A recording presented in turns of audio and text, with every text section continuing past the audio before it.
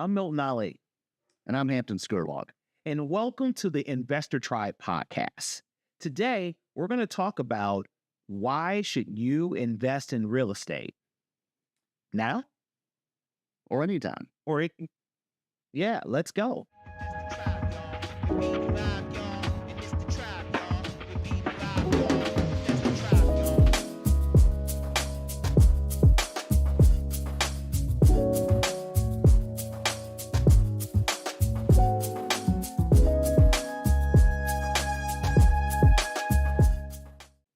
And so investing in real estate is a smart move for many reasons, especially in the current market environment. And so here are some reasons why you should invest in real estate.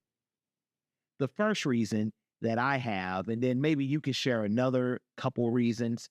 I have several. I have about 10, but I don't think we have enough time for 10. Let's try to stick with 5 or so. Try to stick 5. Okay, I definitely appreciate that. And so one of the main reasons is rising rental demand. What are your thoughts on that? At least in our market, it seems to be a lot of the trend nationwide is people need a place to live. Yeah. Rents are going up. Profits are going up for a lot of landlords. It could be a very good investment. Typically, mortgages stay fixed. Some people have adjustable rates, but as rents go up, landlords are realizing bigger profits. And there's a squeeze. It's tough for good tenants, good people to find homes, and they're willing to pay, to get that now. They need to, because there's not a huge supply of it. So it's a big issue in the United States. And in Louisville, Kentucky, where we are, it is been stated that we are down well over 30,000 homes, 30,000 units, 30,000 doors. And the lack of inventory is increasing demand every single day. And so with that, I think that there is going to be a rising in rents. Now, they could rise and slow, depend on demand all the time. However, there is a lot of opportunities with purchasing a home and then renting it out. The second reason that I have is the appreciation potential. And what are your thoughts on how? Well, let's talk about that for a second. So I'm gonna have you respond to that. There's 4 ways that we make money in real estate. 4 ways. The first way that we make money is through appreciation. That the average home in America appreciates at 4% a year, right? The second way that we make money is by principal pay down every month. When you are paying the principal, whether it's you or whether it's someone else through rentals, your principal goes down. The balance between what is the appreciable value of your home and the principal that you owe is called equity. And that's another way you make money. The third way you make money through real estate is through your tax savings. Your ability to, there is a lot of tax savings that are associated with real estate. And the fourth way that you make money in real estate is through cash flow. When you have a principal that you pay every month, and then someone else pays above that through a rent, what's the difference is your cash flow. Put it very simple. Do you think there's 4, or could there be 5 or 6? There could be other ways as well. There's creative financing. You can do lease options. You can collect option fees. You may have other ancillary products in addition to rent, that you rent out parts of your property or subdivide it. And so it could be, selling off part of a house you got that had an extra lot with it. So there's different ways to create money. It's one of the beautiful things about real estate, but I really appreciate the appreciation. I'm very appreciative of that appreciation. It's great. And I'm sure you do. I'm appreciative of that appreciation. Fair enough. I've had it happen recently. Bought a house, from a wholesaler, $83,000. I was a little hesitant to pay $85,000, so it felt good at the time. Got them down $2,000 because the house needed a little work. And ran comps recently, and the house is worth close to $300,000. So there's a lot of gains, a lot of growth, and all I do is buy the house and let the tenant make payments for quite a while.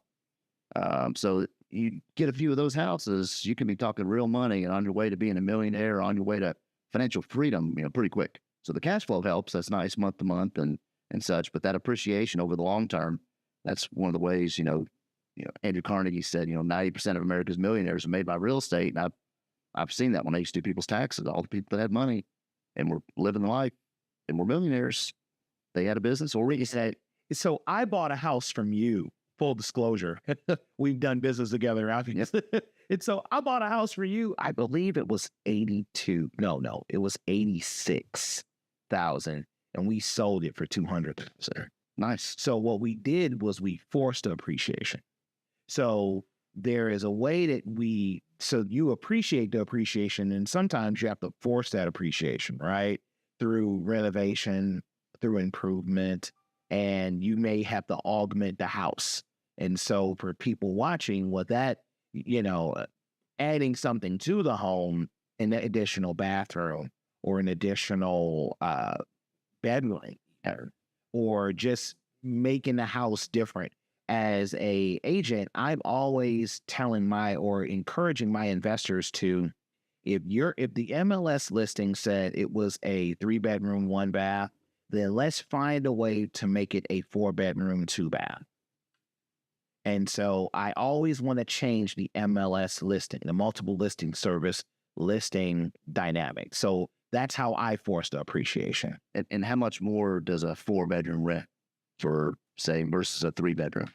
Yes. And so that's a multiple.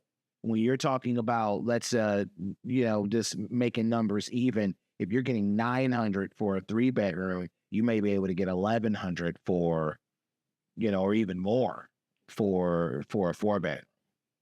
And that sounds low in today's market, but different markets may be different. But that's correct. That is the way to boost that value up and boost that revenue up if you're going to hold that property. So you're increasing your cash flow.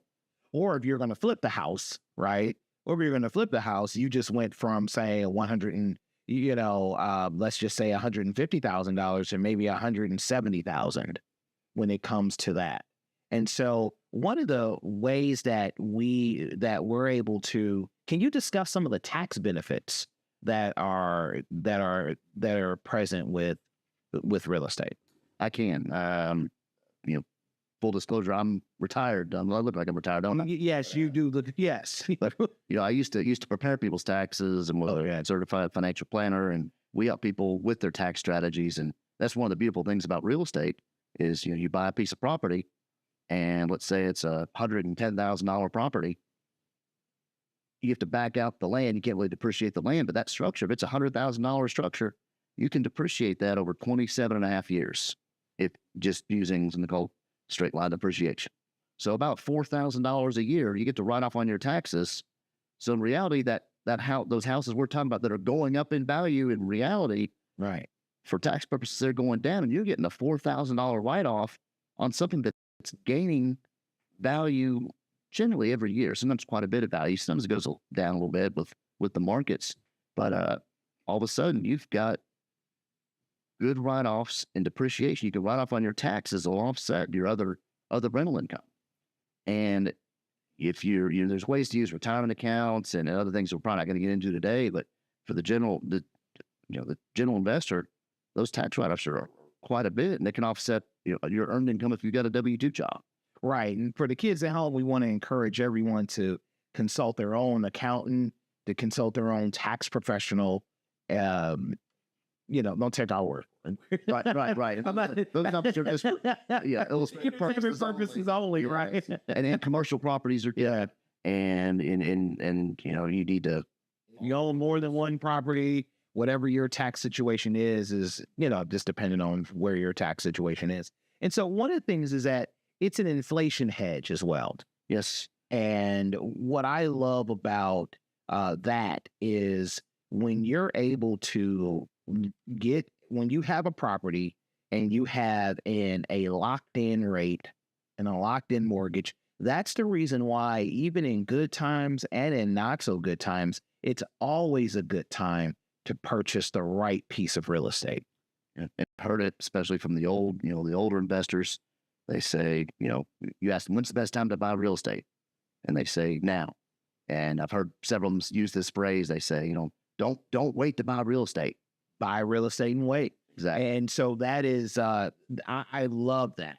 And even as inflation goes up at roughly 2 to 3% a year, and as a hedge, you're able to lock in your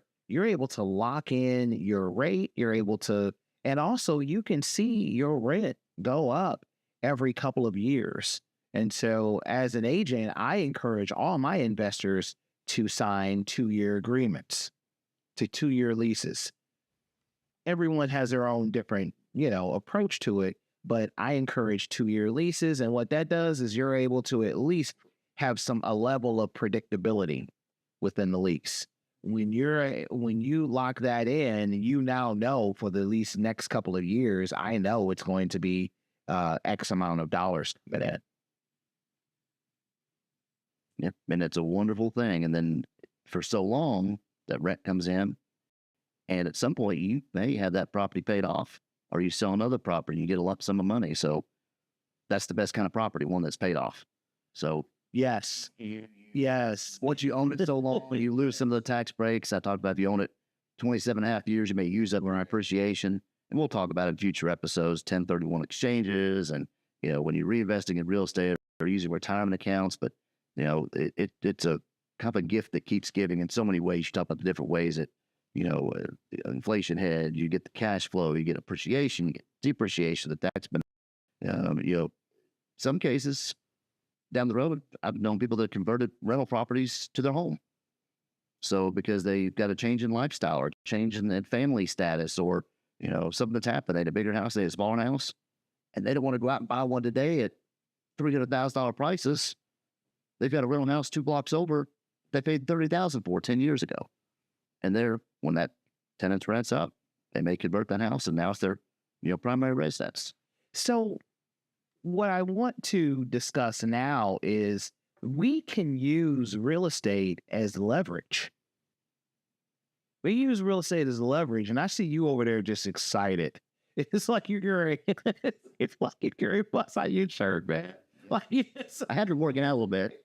See, there you go. And so there's a lot of leverage opportunities, right? To be able to use these assets to be able to purchase even more. Yes. And it's something when I first started, I knew of leverage. I'd seen a few people get in trouble with it when they're over leveraged or irresponsible leverage. Right. And so when I started, I just scraped together all the nickels I could from the couch cushions and retirement savings, and bought a couple cheap houses. So my friend called them pocket change houses, because I've got my pocket change, I could buy that house. So they were $5,000 each, but they were paid for. They didn't take much to get ready to rent, and then they cash flow like crazy because there wasn't a payment on them. There were 2 houses side by side, and the returns were astronomical. 100+% ROI. So I was getting all my money back every month. And it was 2007.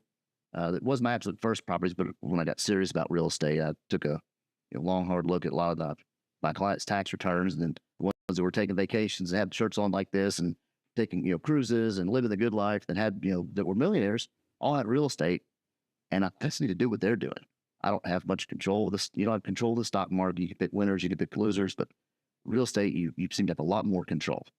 You can't control the real estate markets, but you control what you're buying, you control some of your costs on when you're fixing it up, and the amount of returns you can get if you know what you're doing, or you get better. And there's mistakes that are going to be made, and we'll talk about that in one of our podcasts. Yes. We have a whole pod just about the mistakes. Yeah. And and it helps to learn from other people's mistakes. So we're willing to help you out and tell you what we did wrong, or what we've heard other people do wrong as well. We've learned from other people's mistakes, and we're all stronger together. And it's a lot more comforting and easier to learn from someone else's mistake. And when they write the check, and you can just learn about it and avoid those pitfalls, that helps quite a bit. Yes, and also it provides a stable income stream. It does in the leverage. You can go out and acquire more property. So kind of getting back to the leverage thing. Right. I wasn't a fan when I started, and I avoided it just because I'd see people get in trouble and get the foreclosure. They bought a property way up here with a 100% loan, and back then they had some of these no income, no job ninja loans. They're giving money to anybody with a pulse. You could Yes. fog a mirror, you were getting a loan, and prices were high, and anybody could buy. And then they started coming down. And that's when I started picking them up when the market was down and everybody was selling. And, Warren Buffett said, when others are fearful, be green, be green, be fearful. Fearful, yes. Everybody was fearful. And I just backed up the truck and tried to buy anything I could in 07, 08. Not all of them were $5,000 or so, but some of them were less, some of them were more. But I could have acquired more properties and grown at a faster rate had I used any leverage initially. But I want people to use, responsible leverage. Don't get over leveraged and plan for those contingencies. Plan for the occasional tenant that doesn't pay, the water heater that goes out, a roof that starts leaking. Don't go spend all of your. You need to keep some money in reserves. I tell everyone that the first couple of years, you're not really making any money off your real estate, mainly because you're taking any cash flow and you're creating some reserves. And you have to have some reserves already, but let's create some reserves let's add to those reserves for the water heater, because first year, sometimes things don't happen. They do happen year, whether it's because people are using homes now. They're using their home. It's every day. They're using they're using a lot. So I think it's pretty cool that we can talk about the stable income stream, but you got to make sure that you got a rainy day fund. Yeah, you got a rainy day fund to kind of take care of that. And so I really like that we're able to discuss all these reasons to purchase real estate. And when you're thinking about purchasing real estate and the fact that it's always a good time, I love the fact that not only do you have way more control than you would in the stock market, that you have intelligence that you wouldn't have by networking, joining your local REI, by joining Investor Tribe, right? Where you can learn how to invest in real estate and get some help. But also learning a lot about the process and so I can tell you about a cool property that's on the market and it's not insider trading. Right. Right. I can say, hey man, hey, 123 Main Street. I think I know the seller. I can go ahead and maybe make an introduction. Right. So there are some things that I do follow as an agent. So I want to be clear about that. At the same time, we can have a relationship that allows us to, make money and build a portfolio. And hopefully multi-generational wealth, for us and others, we're helping others. Yes. Yeah. Yes. And so I own a couple properties and so there is, and we're also going to talk about how to landlord. I think there's going to be, a lot of opportunities, and we're having a conversation about landlording. I mean, there's a lot of conversations that are going to be on different podcasts that you're going to see here with us. However, anything that you would like to, kind of close us out with? The one thing we didn't talk about too much is, and we're not investment advisors or giving financial advice. That's correct. Past performance is not indicative of future returns. And we used to say, you consult a professional before you make. So we do want you to try this at home, though. Yes. So you do try this at home. However, hire professionals and hire some people that can like and trust, that can advise you. You can reach out to us. The link is in the description. You can reach out to us. We'll be glad to sit down with you and formulate a plan. And kind of going back to the investment thing, one thing we didn't talk about was diversification. Yes. And I came from the financial background. And initially, I kept some things in the market and was, getting into real estate initially and wanted to keep things diversified. Then I came across, a couple, mentors eventually once I got going. When I started, I didn't have a full plan and just kind of jumped into it because I knew I needed to get into real estate. Right, right. We'll talk about that, more later. Some people know my story already, but the diversification, I came across an old time investor and I asked him, what are you going to you diversify? He goes, oh yeah, I got big houses, I got little houses, I got cheap houses, I got expensive, I got houses over here, I got houses over there, I got houses everywhere. Right. I said, well, is there anything else? He goes, what else do you need? And I'm not saying this to take that approach, but as time went on, I realized what he was saying because sometimes you buy houses in certain areas and they become gentrified, or the appreciation shoots up through the roof because there's a stadium that goes in nearby, or something happens, and all of a sudden that $25,000 house is $250,000, and you've got a portfolio. You just have a couple houses you diversified into that area. You've won the lottery. You've hit a little gold mine there. If you want to sell it, Yes. if you sell it, you lose the cash flow. But maybe you sell that one and you go buy 5 more in another part of town you're feeling good about, or you want for the cash flow. So sometimes people are investing for appreciation. Sometimes they're investing for the cash flow. Sometimes it's a matter of both. Sometimes they're investing for other reasons, but appreciation and cash flow is two of the main reasons. But that old timer taught me a lot, that day, and I lived it a few years later as some of these houses really, went up in value. That diversification isn't necessarily having, a full blown portfolio, 1% here, 1% there. Well, you may be more weighted in one sector, one area than the other, especially if you've got, skills or technology that helps you. And I know Elon Musk and other people have said diversification is for fools, because if you know what you're doing, stick with that one thing. But, we're not here saying stick with one thing or put all your eggs in one basket or bet it all on red at the blackjack table. We're saying if you're smart, be smart with your money, use leverage responsibly, and you can be well on your way to financial freedom with a series of good financial decisions. That's all it takes. Yes. And so also by diversification, what I think about is I encourage all of my investors to purchase single family homes first. Okay. You can jump into multifamily homes and multiple doors. And it seems that there is two schools or multiple schools of thought about owning as many doors as possible, or purchasing as many doors as possible, because so the theory is that if I purchase a multifamily and I have one tenant that doesn't pay, I still have a tenant that's paying and I'm still cash flowing.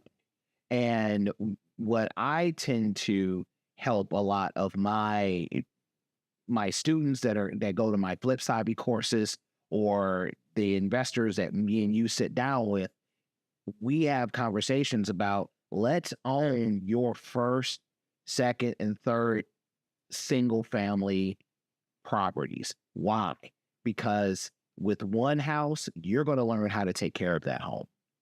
And from a capital standpoint, you're able to buy that first property, own it, learn how to take care of it, learn the process, go through the process, and take care of the tenant, vet the tenant, take care of the tenant, and build that partnership where now you have that one property. Also, single family properties are easier to get out of.